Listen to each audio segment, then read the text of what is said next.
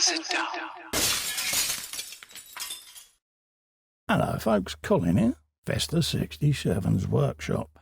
Welcome to issue number 39 of Legends of Ferrari F1, the die-cast 1/24 scale model collection from our good old mates at DeAgostini. Now, if you'd like to grab this collection for yourself, folks, head over to their website. There's a clickable link below in the description.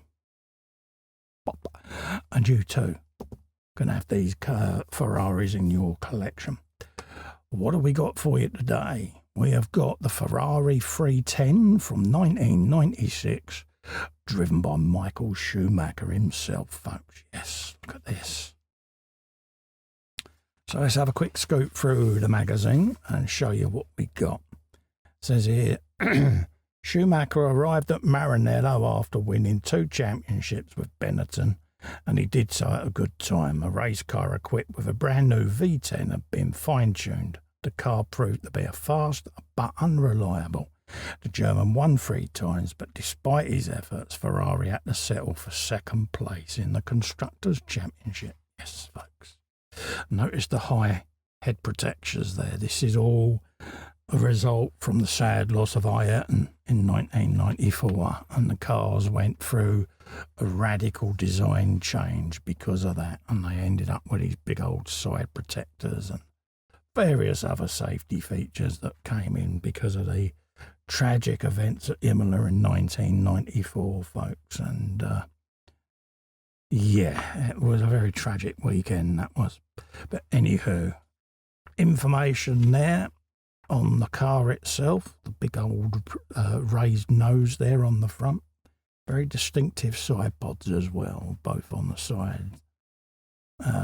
Each side sticking quite a far away out from the sides of the car there. This was blessed rain. Again, like Ayrton, very good in the wet was Michael. Side profile there of the car itself. Loads of briefing notes, etc.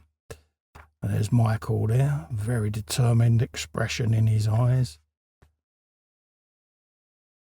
At the wheel there of the 310 during practice for the 96 Australian Grand Prix. There he is there with Jean Todt. Very distinctive looking fella, bless him. And it's so sad because obviously, you know, people will know Michael suffered a skiing accident way back, I think it's 2013 there or thereabouts, and sustained a nasty head injury, bless him, and he's been out the public eye ever since. And it's sad, it really is, that such a charismatic young fella has suffered an injury like that, bless him, life-changing injury, but our thoughts are always going to be with him, and he'll always be a champion in our eyes. So let's keep the legend alive, folks. Let's keep the memories going of him and what he achieved in the world of F1. Again, 7 times world champion. You can't fault that.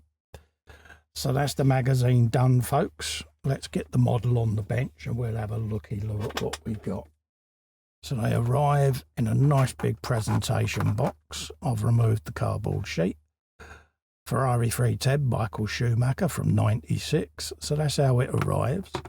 So what we'll do is we'll drop the model out of the case. We'll bring it on the bench and we'll have a quick shufty and see what we got, folks, okay? And there you go, folks. There's our usual top-down view there. If you look at the car there, you can see the bulge boards there, a pair there and a pair that come right round the side there.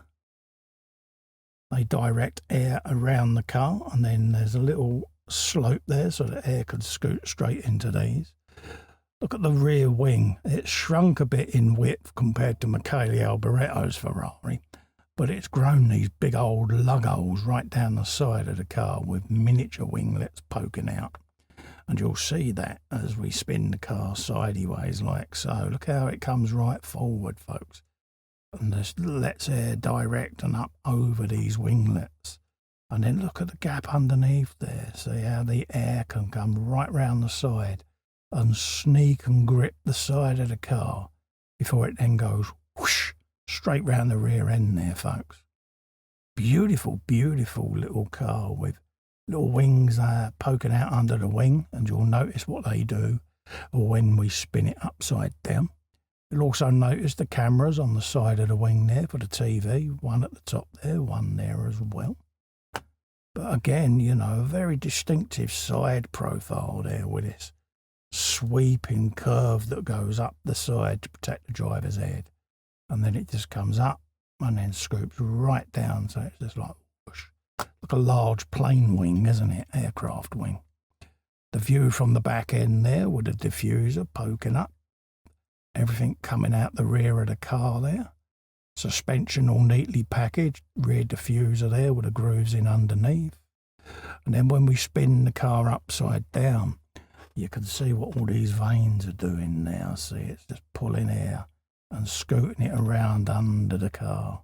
And then the diffuser there comes through, scooting everything up, moving the air continuously and almost pulling the car down.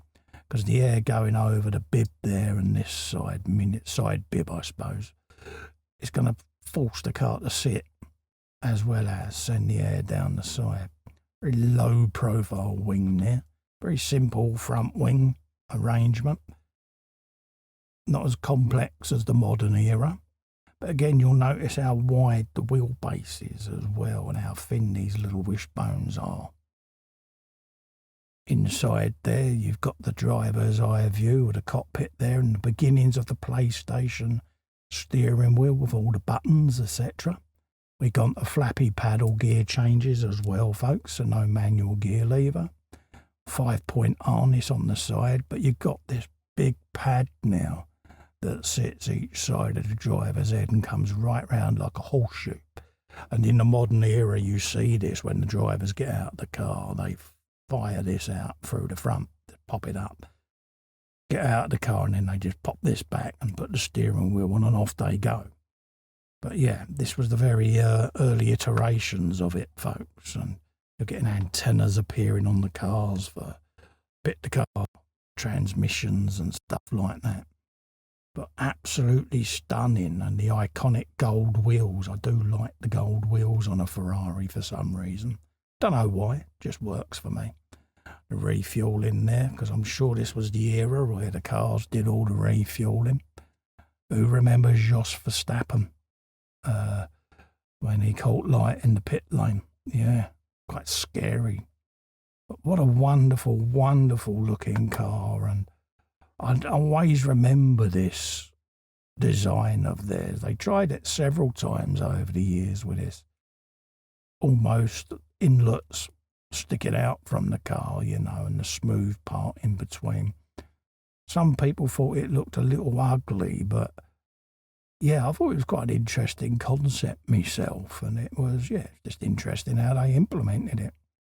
But again, all the barge boards and that, and the cars did, during this era, grow all kinds of fancy little wind vanes and mini wings, and then the whole lot got banned again because there were so many bits getting added to the car that it was becoming impossible for the drivers to actually get in and out of the car without standing on it, because all of this was at the side where they would normally walk up and climb in. So there you go, folks.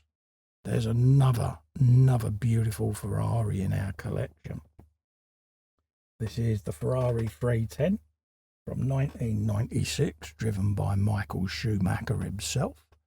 Legend of F1 that he was. Don't forget, folks, if you'd like this in your collection, head over to DeAgostini's website by following the link. There's a clickable link in the description below. And you too can start this collection. Also, to help me out and keep the channel alive, give Little Fester a click in the corner if you could, and subscribe to the YouTube channel. Helps me grow. Whilst you're there, ring the bell to get notified of future content, future videos on part works, die-cast collections, scale models, Warhammer painting, all of that sort of stuff. It's all on the channel there, folks. I look forward to seeing you in the next one. In the meantime, thanks so much for coming in and keeping me company. Stay safe and well. Bye-bye for now.